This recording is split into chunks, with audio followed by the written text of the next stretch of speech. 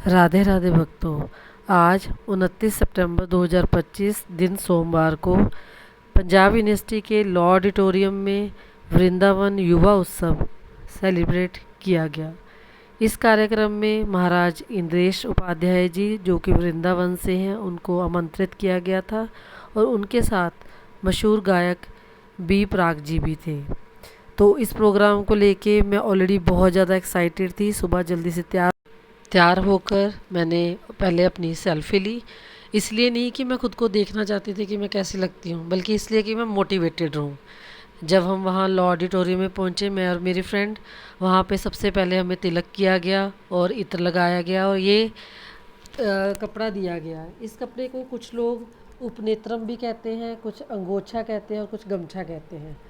अब आप इसे क्या कहते हैं, प्लीज़ कमेंट बॉक्स में ज़रूर बताइएगा कि आप इसको क्या कहते हैं।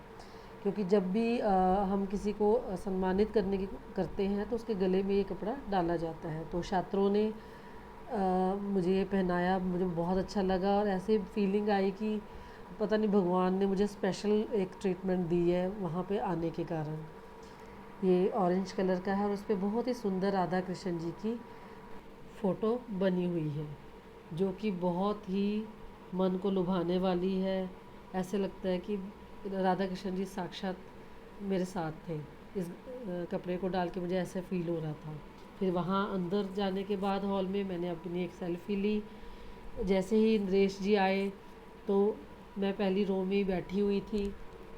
बार बार मैं उनकी वीडियो बनाने की कोशिश कर रही थी। कभी उनके सिक्योरिटी गार्ड आगे आ जाते थे और कभी ऑर्गेनाइजिंग कमेटी के मेंबर्स, पर हम बार बार रिक्वेस्ट करके उनको पीछे हटा रहे थे और उनकी वीडियो क्लिक कर रहे थे। ये उन्होंने दीप प्रज्वलित किया, सब मुख्य अतिथि थे उसमें।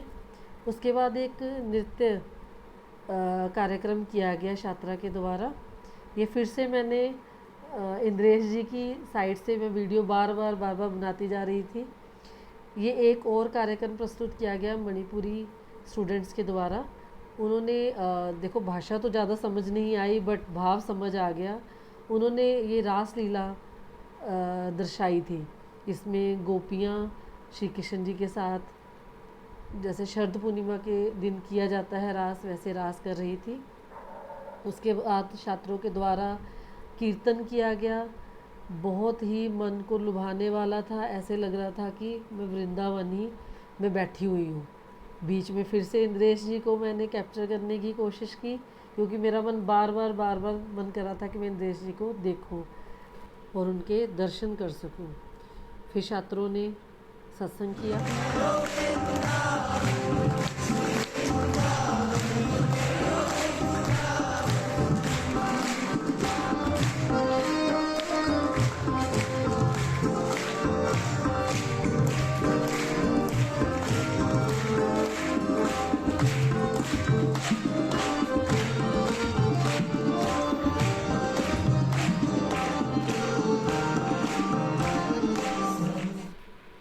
उसके बाद इंद्रेश जी स्टेज पर आ गए और बहुत से लोगों ने उनसे क्वेश्चन पूछने के लिए स्लिप्स दी थी, जिनमें से 3 शॉर्टलिस्ट की गई।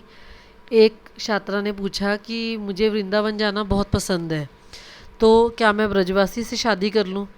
बट इसके जवाब में इंद्रेश जी ने कहा कि जलेबी खाने के लिए हलवाई के साथ शादी करने की ज़रूरत नहीं होती है, और भी बहुत ही अच्छे से एक्सप्लेन किया।